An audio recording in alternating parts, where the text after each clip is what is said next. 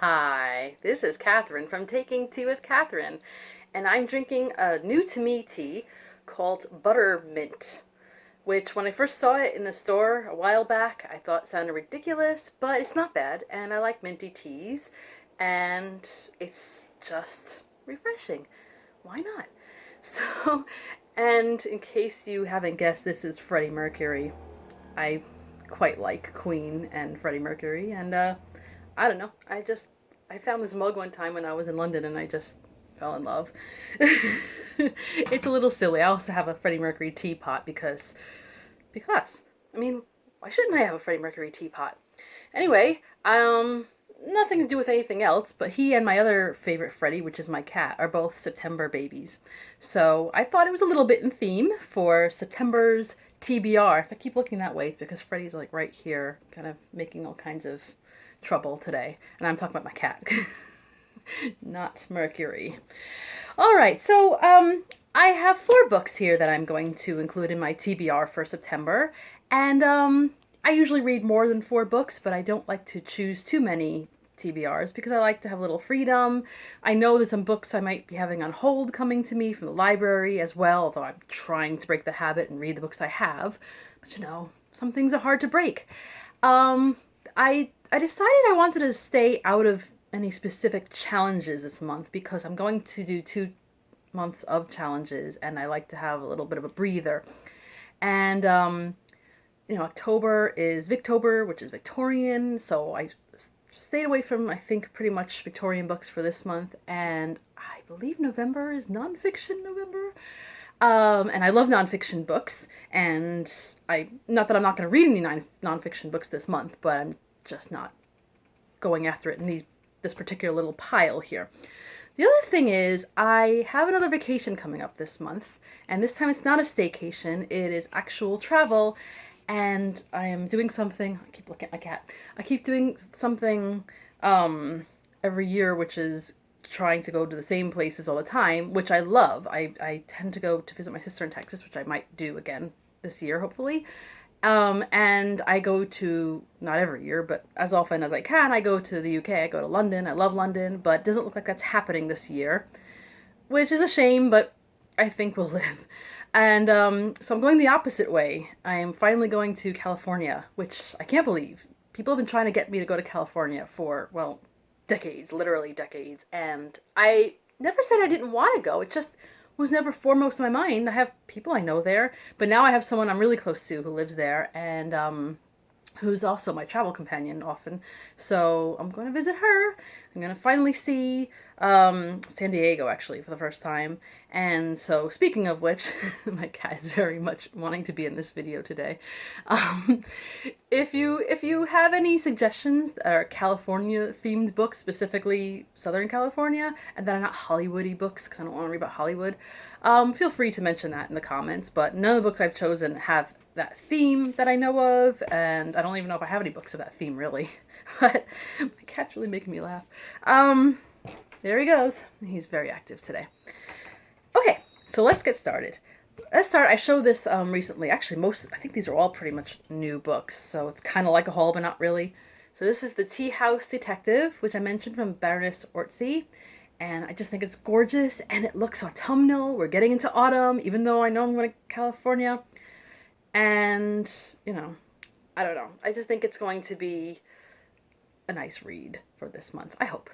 And so I don't need to talk about it much more because I mentioned it in my TBRs. I kind of went off topic there, by the way, when I was talking about going on vacation. What I mean is I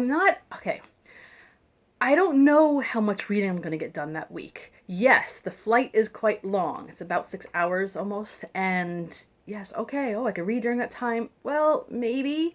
But sometimes when I'm sitting on a plane, I get really tired, especially if I've taken something for motion sickness. So I may not be able to read. Plus, I tend to like to bring physical books with me instead of ebooks. I'm still not really that big on ebooks, so I would need light. And I usually sit in the aisle, and someone else has the light. And then I have to ask them to turn on the light, and I'm pathetic. But, no, I've done that before, where I've asked them if they could keep the light on. And then I end up falling asleep for a little bit, and then they turn it off. Oh, it's the little dramas of my life, really not a big deal. But it would be lovely, because I didn't purchase Wi-Fi for the trip. I did buy noise canceling headphones because I would like to not hear as many things in the plane, but I may end up watching movies or something because that's usually the best way I can pass time if I can't fall asleep on a plane. That and maybe eating. But I do try to read a little bit, so it would be nice if one of these books was my plane book, but I don't know. And on the rest of the vacation, I just don't know how much time I'm going to have to read. I'm still going to try to read all 4 of these books, so I'm going to get back on track now. Don't you love my little detours? Anyway, so this was the Tea House Detective. I'm reading a lot of mysteries again, and or detective books, and in keeping with that, let's go to number 2, the Murder on the Links. I think this is the second Poirot mystery, so I might be in order still, but whether it is or not, I'm gonna read it. It looks like he goes to France, which is cool. I think I've seen this the adaptation, but I don't remember much of it. But so he's traveling a little bit, so kind of, I don't know, in line with my little travels, maybe. I don't know. I mean, he's not going to the Nile this time, you know. Anyway, I hope it's good. I'm sure I'll enjoy it because so far everything I've read of Agatha Christie's I have enjoyed. Okay, and the last one in mystery, I just got this. There was I don't want to go into the halls right now, but there was a big sale in Barnes & Noble, and I was weak.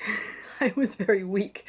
And I found this book, and it's called the Barnes & Noble Exclusive Edition. Oh, I'm so exclusive. This is amazing.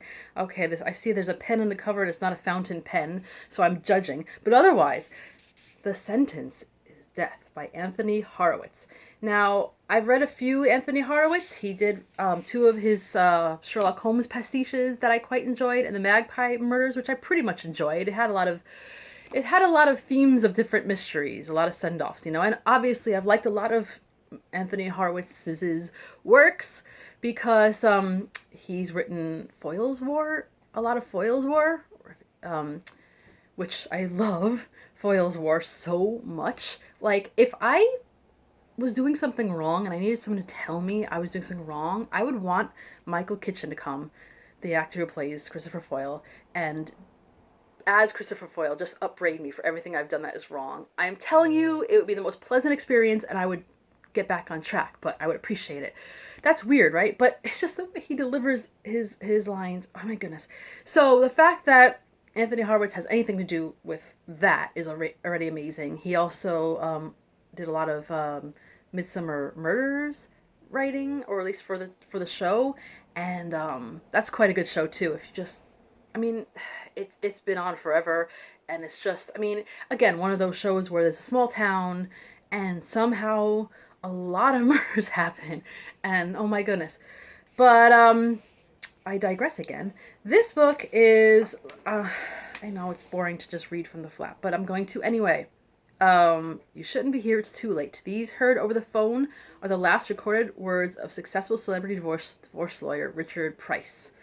Da-da-da-da-da-da. So this is what's interesting to me. Baffled, the police are forced to bring in private investigator David Hawthorne and his sidekick, the author Anthony Horowitz, who's really getting rather good at this murder investigation business. I don't know what that is. I mean, what do they call that, meta humor or something? But I don't know. That just is hilarious to me that the author put himself into the story as a fictionalized version, I guess, of himself, I'm assuming. I don't even know whose point of view it is. If it is from whose point of view? I think it's from Anthony Horowitz's point of view, it's supposed to be, because it mentions in the first page that we were shooting one of the opening scenes of the 7th series of Foyle's War.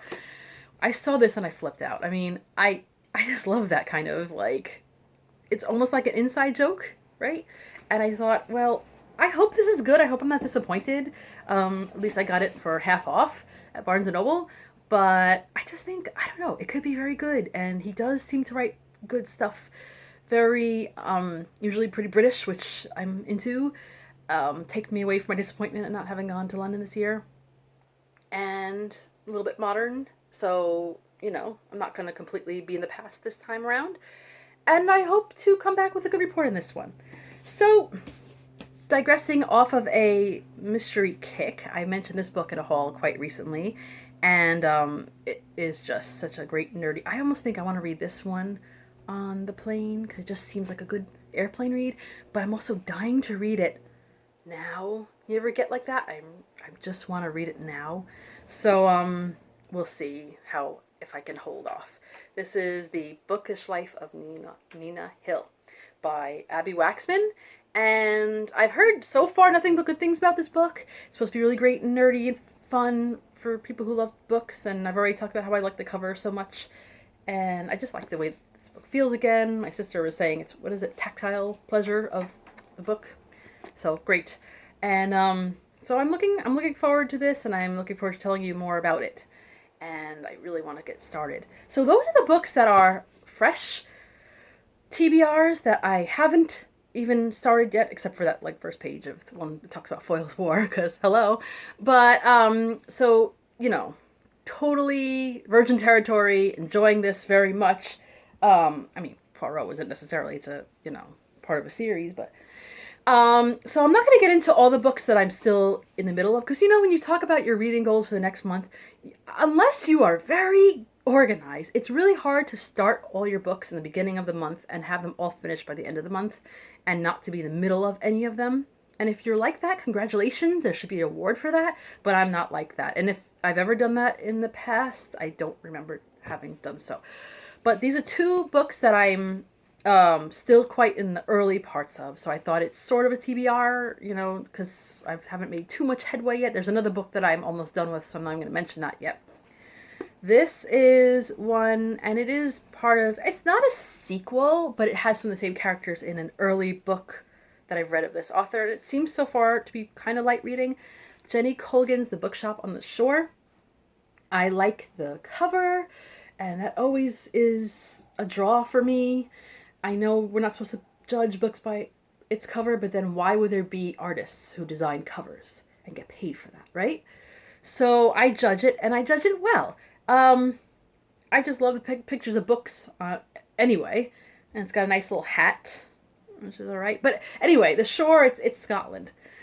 And so there was a book where one of the characters, is it Nina? I keep saying Nina out of nowhere this month.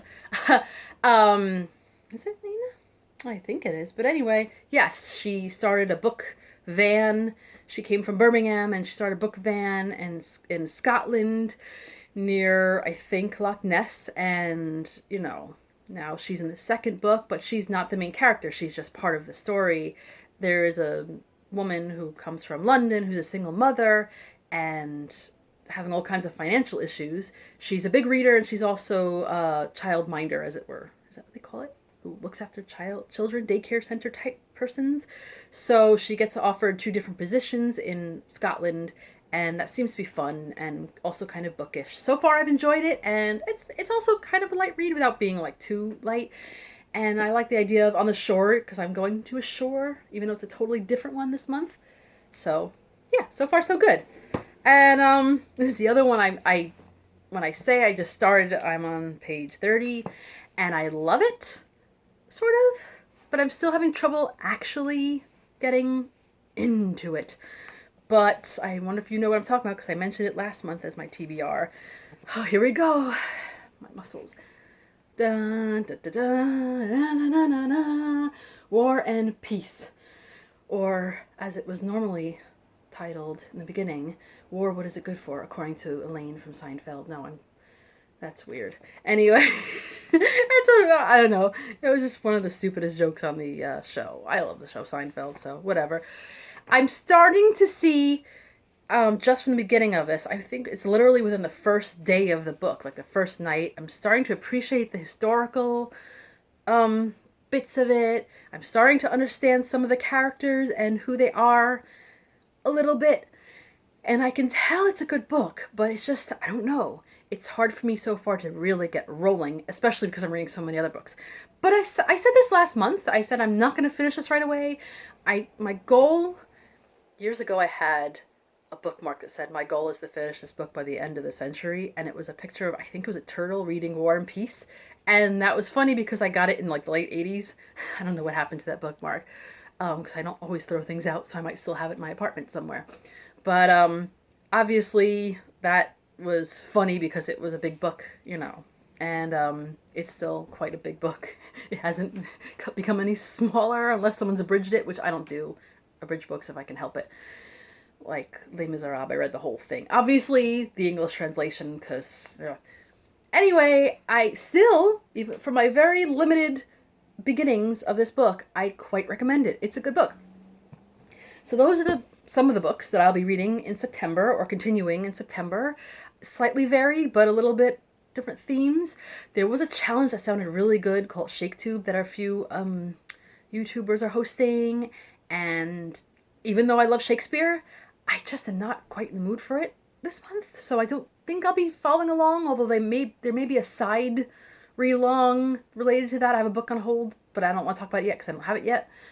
So, I don't know. I kind of think more of Shakespeare in April because, I don't know, Shakespeare Days in April, and I don't know, and whatever. Obviously, any time of year, midsummer is a good time to read Shakespeare, so it's always a good time. But I don't think I'm going to do that. We'll see, probably not.